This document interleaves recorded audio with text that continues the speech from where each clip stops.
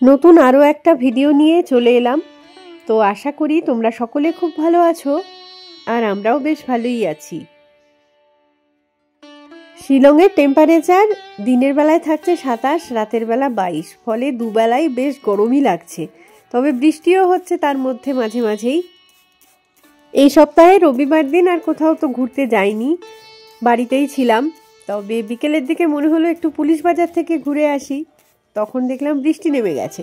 তো আমরা প্রথমে গাড়ি নিয়েই বেরোলাম, তারপর যখন দেখলাম যে বৃষ্টিটা কমে গেছে, ঝিরঝির করছে, তখন গাড়িটা আবার ঠিকঠাক জায়গায় ঢুকিয়ে রেখে দিয়ে স্কুটার নিয়ে বেরোলাম।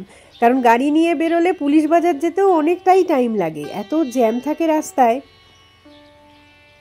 তো পুলিশ বাজারে কেনাকাটা তো অবশ্যই কিছু না কিছু রয়েছে, তার চেয়েও বড় কথা পুলিশ বাজারটাকেই আজকে মেনলি দেখতে যাচ্ছি, কারণ অনেক কিছু চেঞ্জ হয়েছে সেখানে। আসলে পুলিশ বাজার এরিয়াতে না প্রচুর স্ট্রিট ভেন্ডার্স থাকতো, তো তাদেরকে রিলোকেট করা হয়েছে অন্য একটা জায়গায়। যাই গিয়ে তারপর দেখাচ্ছি সবটাই। তো বেরিয়ে পড়লাম।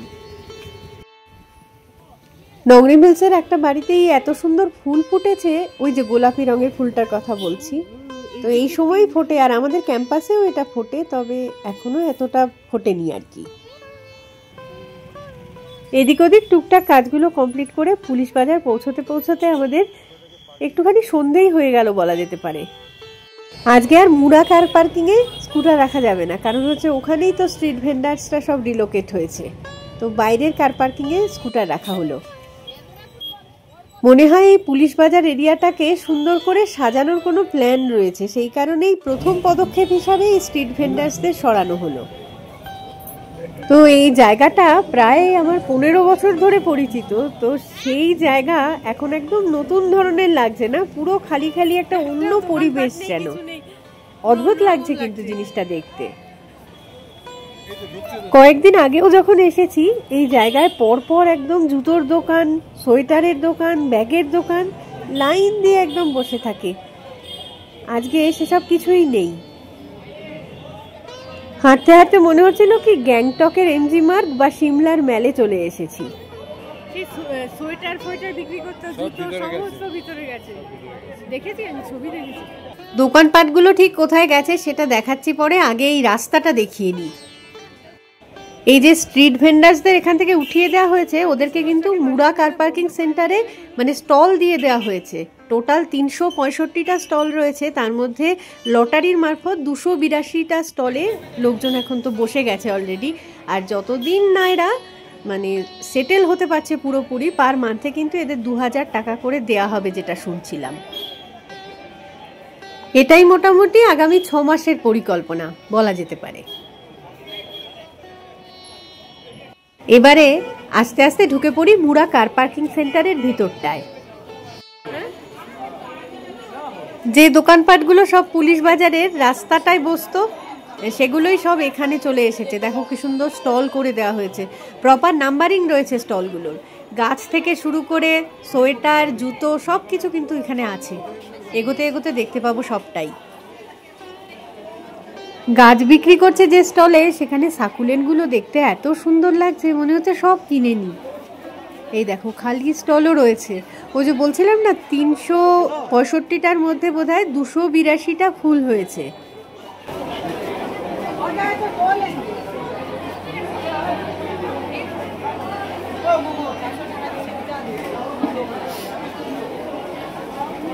বসার জন্য আলাদা করে স্টল টাইপের করে দিয়েছে, দেখ কি সুন্দর কাঠ ঠাপ রেখেছে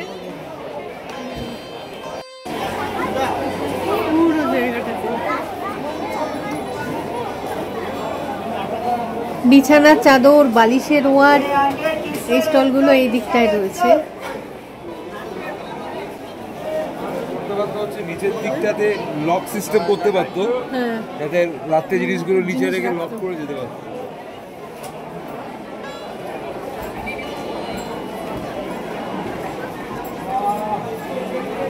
একই ধরনের স্টল কি একই দিকে রাখা হয়েছে সেটা এখন আমি বুঝতে পারিনি। জামা কাপড় যেখানে বিক্রি হচ্ছে পরপর জামা কাপড়েরই দোকান, গাছ যেখানে পরপর গাছের দোকান, জুতো যেখানে বিক্রি হবে পরপর জুতোর দোকান। সেইটা এখনো এত ভিড়ের মধ্যে বুঝে উঠতে পারছি না আর কি। এই দোকানগুলো যখন ওই পুলিশ বাজারের রাস্তাটার উপরে ছিল তখনও সেখানে প্রচুর ভিড় ছিল। এখন এই মুরা কার পার্কিং সেন্টারটার মধ্যে সেই পরিমাণ ভিড়ই হয়েছে। একদিন দিনের আলোতে আসবো।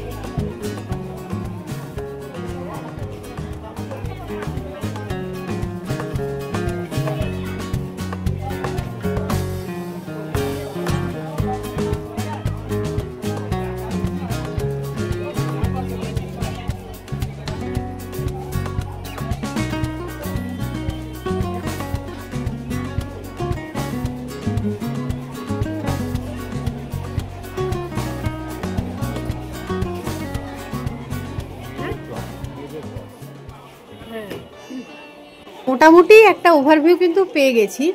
তো এখন প্রশ্ন হচ্ছে যে অনেকগুলো খাবার দাবারের দোকানও ছিল কিন্তু ওখানে স্ট্রিট ফুড যেগুলো, সেগুলো নিশ্চয়ই এর ভিতরে ঢুকবে না, নাকি ঢুকতেও পারে জানি না, পরে আরেকবার এলে বুঝতে পারবো। আর একটা বড় প্রশ্ন হচ্ছে আমার যে কার পার্কিংটা এবার থেকে কোথায় করব। পুলিশ বাজারে যদি গাড়ি নিয়ে আসি, গাড়িটা কোথায় রাখবো? এই জায়গাগুলোই তো সব গাড়ি থাকতো। যাই হোক, উত্তর হয়তো আস্তে আস্তে পেয়ে যাব। আপাতত এখানটা থেকে বাইরে বেরোই তাহলে।